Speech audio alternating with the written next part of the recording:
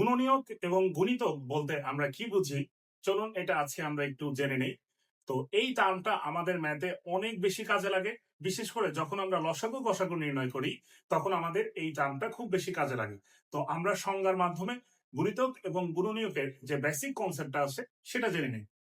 যদি বলি যে গুণনীয়ক বলতে আমরা কি বুঝি, তাহলে খুব সহজ ভাষায় বলা যায় যে কোন সংখ্যাকে যে সকল সংখ্যা দ্বারা ভাগ করলে নিঃশেষে বিভাজ্য হয়, সেই সকল সংখ্যাকে ওই সংখ্যাটি গুণনীয়ক বলে। কোন সংখ্যাকে যে সকল সংখ্যা দ্বারা ভাগ করলে সংখ্যাটি নিঃশেষে বিভাজ্য হয়, অর্থাৎ কোনো ভাগশেষ থাকে না, সেই সকল সংখ্যাকে ওই সংখ্যাটি গুণনীয়ক বলে বা উৎপাদক।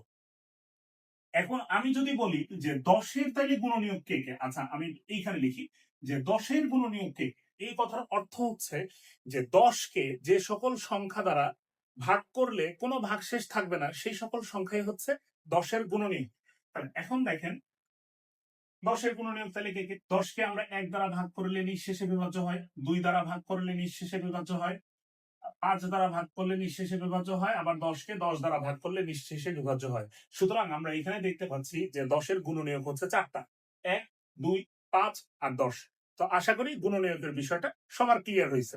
এখন আসেন যে গুণিতক বলতে আমরা কি বুঝি। এটা আরো খুবই সহজ, যে কোন সংখ্যার সাথে পূর্ণ সংখ্যা গুণ করলে যেই সকল সংখ্যা পাওয়া যায়, সেই সকল সংখ্যাকেই ওই সংখ্যাটি গুণিতক বলে।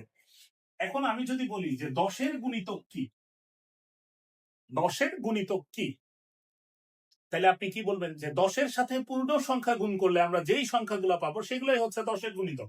তো আমি যদি 10-এর সাথে 1 গুণ করি তাহলে 10 পাবো, 10-এর সাথে আমি যদি 2 গুণ করি তাহলে 20 পাবো, 10-এর সাথে আমি যদি 3 গুণ করি তাহলে 30 পাবো, 10-এর সাথে আমি যদি 4 গুণ করি তাহলে 40 পাবো, এইভাবে ইত্যাদি।